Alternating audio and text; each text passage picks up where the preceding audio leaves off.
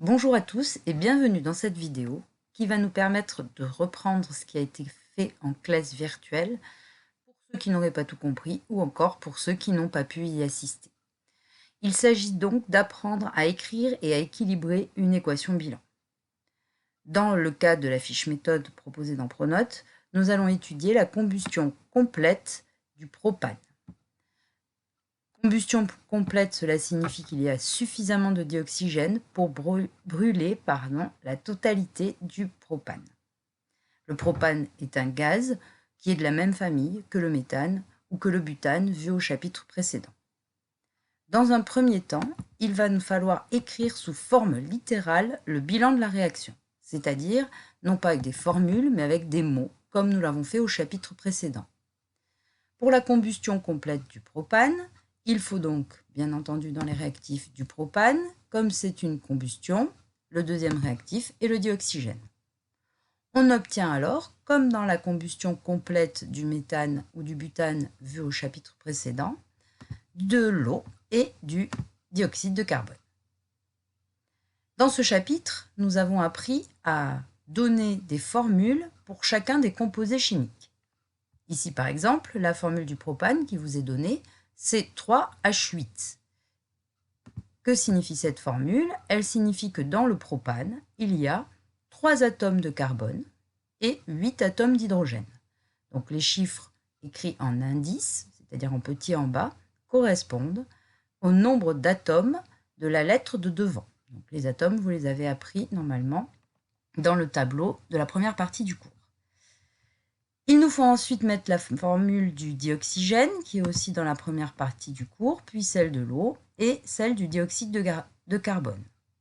Je rappelle que lorsqu'il n'y a pas de chiffre derrière une lettre, donc chaque lettre majuscule correspond à un atome, s'il n'y a pas de chiffre, cela ne veut pas dire qu'il n'y en a aucun.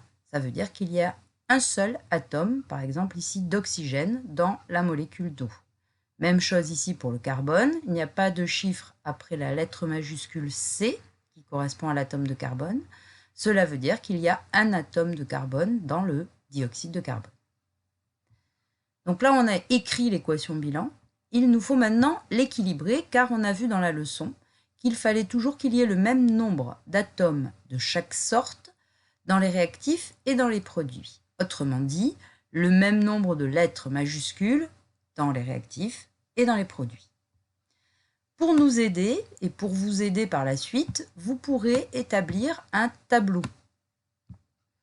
Un tableau dans lequel on va pouvoir compter les atomes de chaque sorte. Voilà ici pour cette équation. Donc il faut repérer quels sont les atomes qui interviennent. On regarde les lettres majuscules, donc il y a du carbone, C, il y a de l'hydrogène, H, et de l'oxygène, O.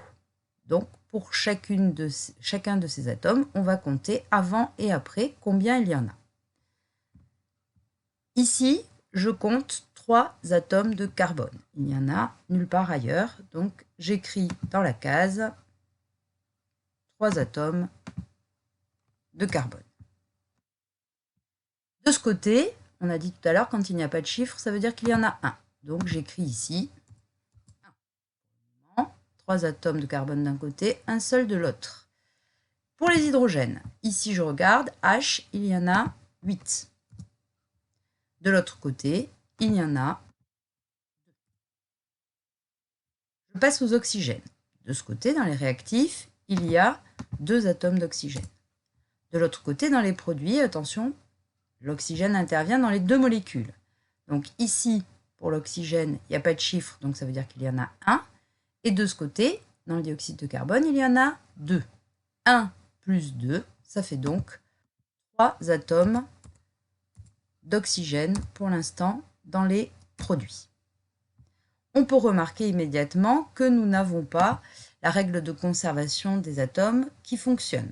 Il va falloir ensuite placer des coefficients multiplicatifs, c'est écrit dans la méthode, placer des coefficients multiplicatifs devant les formules, de façon à avoir le même nombre d'atomes de carbone, d'hydrogène et d'oxygène de chacun des 2 côtés de la flèche. On ne peut rajouter des coefficients que devant les éléments. Il est interdit de modifier une formule. Si on modifie une formule, on ne retrouvera plus du propane, du dioxygène, de l'eau et du dioxyde de carbone.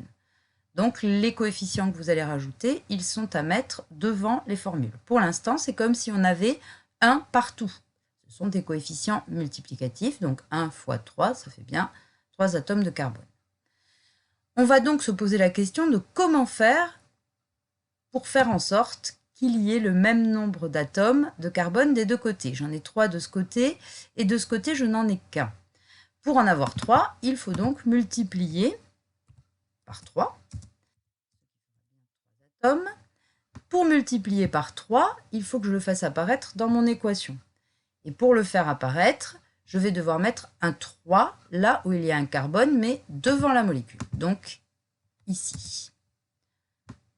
Je mets un 3 devant CO2, comme ça j'ai bien 3 atomes de carbone des deux côtés. Pour l'hydrogène, on en a 8 et de l'autre côté on en a 2. Donc on se demande par combien il faut que je multiplie ici devant H2 pour obtenir 8. Il faut bien entendu multiplier par 4. Comme ça, on en aura bien 8. Du coup, le 4, il faut aussi le faire figurer ici. Je multiplie par 4 devant H2O. On a bien 8 hydrogènes de chaque côté. Reste le problème des oxygènes, qui va être un peu plus compliqué à résoudre, puisque les oxygènes, on a dit ici qu'ils étaient à 2 endroits. Or, devant ces deux molécules, j'ai mis des coefficients. Et les coefficients qu'on met devant les molécules, ils comptent pour tout ce qu'il y a derrière, aussi bien pour le H que pour le O. Et ici, aussi bien pour le C que pour le O. Donc, on n'a plus du tout 3 atomes ici. Ça, ce n'est plus du tout valable. On peut le barrer.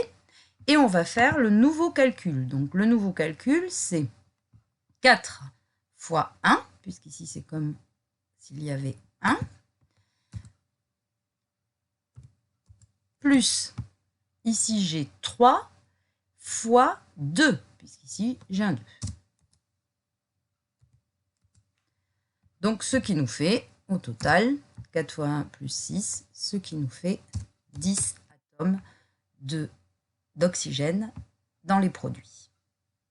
Mais de l'autre côté, je n'en ai que 2. Donc, comme on a fait tout à l'heure, on doit se poser la question, par combien on multiplie 2 pour avoir 10 ? Il s'agit effectivement de 5, pardon. Donc ici, on obtiendra une valeur de... Si je mets un 5 ici, ça ne sert à rien si je ne le reflète pas dans mon équation. Il ne me reste plus qu'à écrire 5 devant le O2, donc 5 fois 2, ça fait bien 10 atomes d'oxygène. Pour finir, dans votre tête, mais ici sur la fiche méthode, on va l'écrire, il ne reste plus qu'à noter la conclusion et à vérifier qu'on a bien le même nombre d'atomes des deux côtés de la flèche. Donc on a bien 3 atomes de carbone des deux côtés de la flèche, 8 pour les hydrogènes, 10 pour les oxygènes, et notre équation est donc correctement équilibrée. Ça, c'est l'équation juste. Si on n'a pas équilibré l'équation, elle n'est pas totalement juste.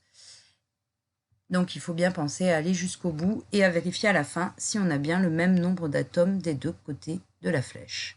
Voilà pour cette fiche méthode. J'espère que ça vous aura aidé un petit peu. À très bientôt.